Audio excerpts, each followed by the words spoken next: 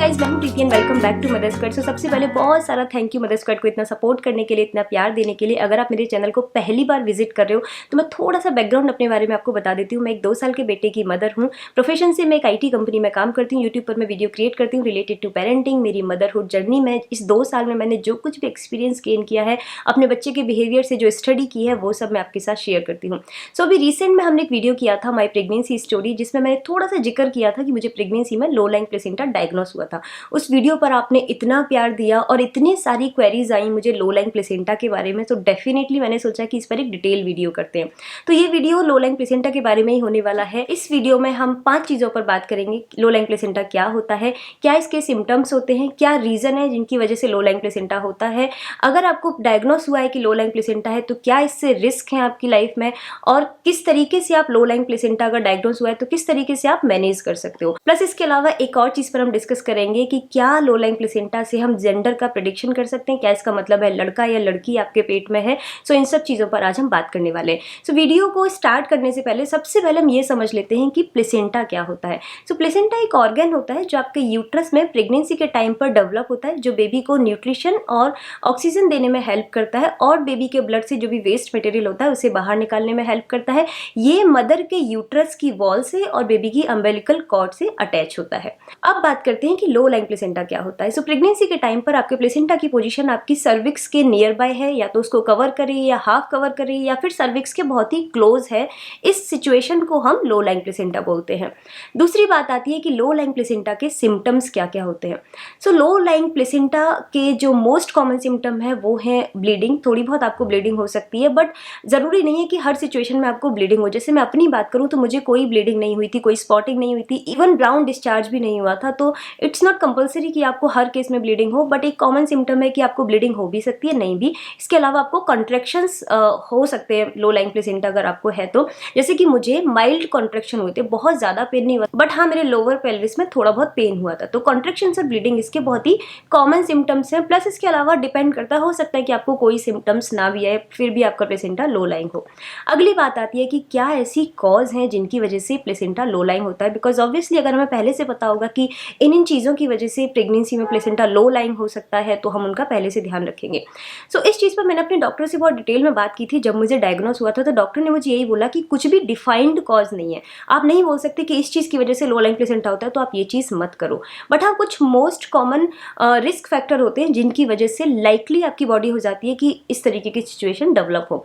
तो जैसे कि अगर कोई हैवी एक्टिविटी आपने कर ली तो फर्स्ट ट्रिमेस्टर में वैसे ही बोला जाता है कि जितना पॉसिबल हो रेस्ट करो। ज़्यादा ट्रैवलिंग आपने कर ली, या फिर स्मोकिंग आप करते हो, एल्कोहल आप लेते हो, या फिर आपकी पहली जो प्रेगनेंसी थी उसमें आपको लो लाइंग प्लेसेंटा था, तो बहुत चांसेस हैं कि आपकी सेकंड प्रेगनेंसी में भी आपको लो लाइंग प्लेसेंटा डेवलप हो। तो ये कुछ रिस्क फैक्टर हैं जिन्हें हम बोल सकते हैं कि ये चीज़ें हैं, तो ज़्यादा चांसेस हैं कि आपको लो लाइंग प्लेसेंटा डेवलप हो, बट एग्जैक्ट कॉज अभी तक डिफाइन नहीं है। अब बात आती है कि लो लाइंग प्लेसेंटा अगर डायग्नोस हुआ है तो उससे आपकी प्रेगनेंसी में क्या क्या रिस्क हैं। सो 2 बहुत ही कॉमन रिस्क मेरे डॉक्टर ने मुझे बताए थे। नंबर 1 इज कि आपको एक्सेसिव ब्लीडिंग हो सकती है।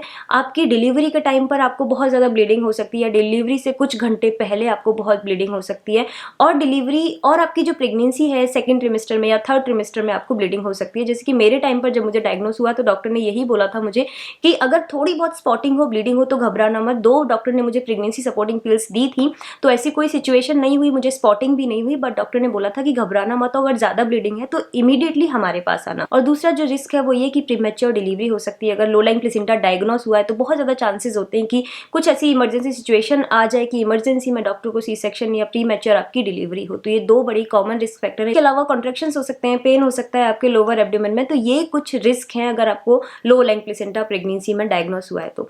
अब बात आती है कि अगर लो लाइंग प्लेसेंटा डायग्नोस हुआ है तो हमें कितना घबराना चाहिए, क्या हमें बहुत ज़्यादा टेंशन ले लेनी चाहिए। तो सबसे पहले मैं आपको ये बोलना चाहूँगी कि लो लाइंग प्लेसेंटा आपको डायग्नोस हुआ है अगर, तो घबराने की बिल्कुल ज़रूरत नहीं है। जो भी डॉक्टर ने आपके इंस्ट्रक्शन आपको दिए हैं वो आप ज़रूर से फॉलो करो, क्योंकि अर्ली प्रेगनेंसी में यूट्रस का साइज बिकॉज बहुत छोटा होता है, तो बहुत ज़्यादा चांसेस होते हैं कि जब आप 20th वीक में एंटी स्कैन कराओ तो उसमें आपका जो प्लेसेंटा की पोजीशन है वो लो लाइंग हो। बट जैसे जैसे आपकी प्रेगनेंसी ग्रो करती है, जैसे जैसे यूट्रस का साइज साइज बढ़ता है, प्लेसेंटा अपने आप उसकी पोजीशन इंप्रूव हो जाती है और थर्ड ट्रिमेस्टर आते आते प्लेसेंटा की पोजीशन ठीक हो जाती है, जो कि मेरे केस में हुआ था। तो जब मेरे टाइम पर मैं डॉक्टर के पास गई थी, डॉक्टर ने मुझे यही बोला था कि लो लाइंग प्लेसेंटा है, बट अभी हम इसके बाद एक और अल्ट्रासाउंड करेंगे और देखेंगे कि प्लेसेंटा की पोजीशन कितनी इंप्रूव हुई है। तो जब मेरा सेकंड अल्ट्रासाउंड हुआ तो मेरे जो प्लेसेंटा की पोजीशन थी वो इंप्रूव हो चुकी थी और थर्ड ट्रिमेस्टर आते आते मेरी ड्यू डेट आते आते वो बिल्कुल ठीक हो गया था। तो घबराने की बिल्कुल ज़रूरत नहीं है, बट कुछ चीज़ों का आपको डेफिनेटली ध्यान रखना है, जो कि हमारा अगला पॉइंट है कि अगर लो लाइंग प्लेसेंटा डायग्नोस हुआ है तो क्या क्या चीज़ें हैं जो हमें ध्यान रखनी चाहिए। सबसे पहले तो आपके डॉक्टर ने जो भी आपको प्रेगनेंसी सपोर्टिंग पिल्स या न्यूट्रिशंस जो भी कुछ दिया है वो आप ज़रूर फॉलो करो। प्लस उसके अलावा आपको एक चीज़ ध्यान रखनी है जो मैंने अपनी प्रेगनेंसी में की थी, जिससे मुझे बहुत फ़ायदा हुआ, कि जब भी आप सो रहे हो तो लेफ्ट करवट से सो, बिकॉज जब आप लेफ्ट करवट से सोते हो तो इससे जो बेबी के अंदर ब्लड फ्लो होता है वो बहुत अच्छा होता है, तो आपकी प्रेगनेंसी के लिए बहुत अच्छा है।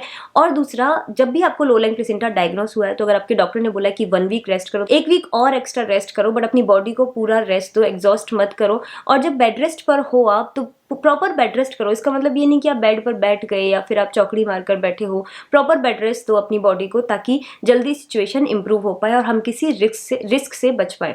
जैसे कि मेरे टाइम पर जब मैं बेड रेस्ट पर थी तो मैं बहुत ही लिमिटेड मूवमेंट करती थी। इवन मैं खाना भी ट्राई करती थी कि लेटे लेटे ही खा लूँ, और सिर्फ नहाने के लिए उठती थी, वो भी खड़े खड़े नहाती थी। मतलब आपको ज़्यादा उठने बैठने वाले काम नहीं करने हैं, हैवी कुछ भी काम नहीं करना है। स्टेयर्स वगैरह थोड़े दिन के लिए अवॉइड करना, जितने दिन के लिए भी डॉक्टर ने आपको बेड रेस्ट बोला। ट्रैवलिंग अवॉइड करना, जब भी आप बैठ रहे हो तो बॉडी को प्रॉपर कुशन से सपोर्ट देके बैठना। इन चीज़ों का हमें कुछ बेसिक चीज़ें हैं जिनका हमें ध्यान रखना है। प्लस आपके डॉक्टर ने जो भी आपको एडवाइस दी है उन सब चीज़ों का ध्यान रखना है। अब बहुत ही इंटरेस्टिंग सा फैक्टर आता है कि लो लाइंग प्लेसेंटा का डायग्नोस हुआ है तो क्या इसका मतलब बेबी बॉय या बेबी गर्ल से है, इसका मतलब क्या पेट में लड़का है। ऐसे काफ़ी क्वेश्चंस मुझे आए हैं। मैं एक और नेक्स्ट वीडियो करूंगी जिसमें मैं सारे क्वेश्चन के आंसर करने वाली हूँ।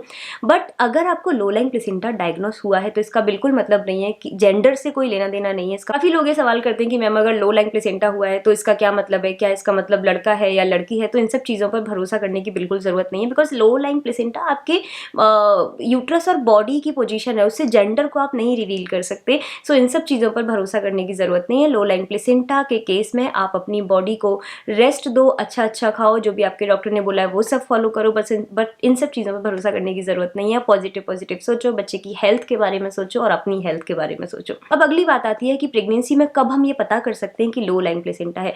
सो इनिशियल डेज में जब स्टार्टिंग में प्रेगनेंसी का टाइम होता है तो यूट्रस का साइज बहुत छोटा होता है, उस टाइम पर प्लेसेंटा की पोजीशन नहीं पता चलती। बट सेकेंड ट्रिमेस्टर में, जैसे मैं अपनी बात करूं तो 20th वीक में जब मेरा एंटी स्कैन हुआ था, और मोस्टली एंटी स्कैन में जो आपको 20th वीक में अल्ट्रासाउंड होता है उसी में प्लेसेंटा की पोजीशन पता चल जाती है कि आपका प्लेसेंटा लो लाइंग है या नॉर्मल है। जो पोजीशन आप वहां से पता कर सकते हो। आपका डॉक्टर अल्ट्रासाउंड को देख के आपको डेफिनेटली बता देंगे कि आपके प्लेसेंटा की पोजीशन क्या है। So I hope you like this video. अगर वीडियो पसंद आया तो लाइक बटन पर हिट करना बिल्कुल मत भूलना और हमारे चैनल को सब्सक्राइब करना तो बिल्कुल मत भूलना, क्योंकि हम हर ऑल्टरनेट डेज पर ऐसे बहुत सारे वीडियोस आप लोगों के लिए लेके आते रहते हैं। Will meet you in the next video. Till then bye bye.